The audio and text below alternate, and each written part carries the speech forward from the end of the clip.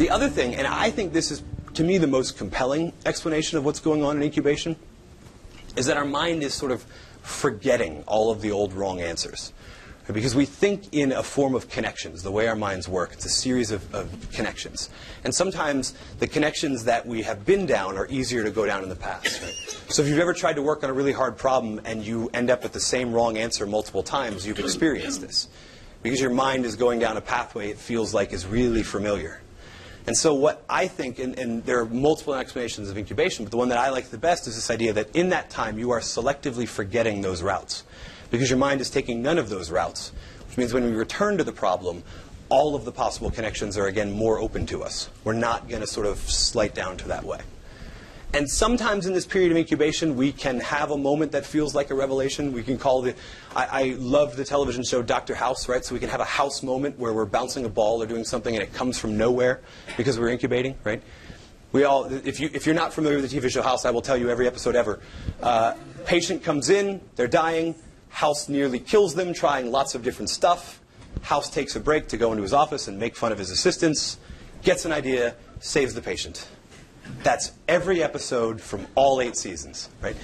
And it glorifies that idea that it comes sort of from outside of ourselves, that it comes from nowhere. And the truth is it came from kind of inside of ourselves, right? And we need that time of selectively forgetting all of our old ideas that were leading us in the wrong way. And that's what House is really benefiting for.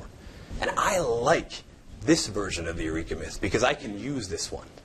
I can build incubation time into my life when I'm working on a hard problem. Right?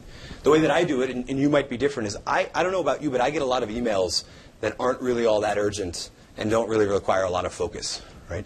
Things like having to schedule dates for stuff, or even just reply and say thank you. Right? Even though I hate every time I get an email that just says thank you, but I still feel obliged to send it.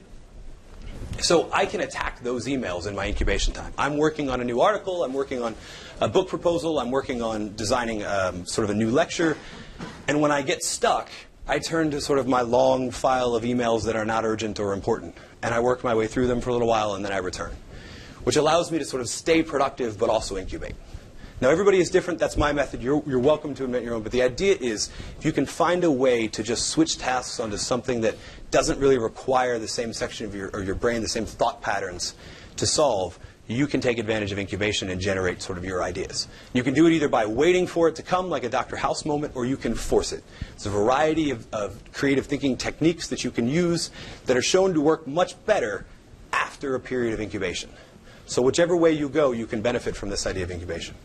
I like that. I like that about it.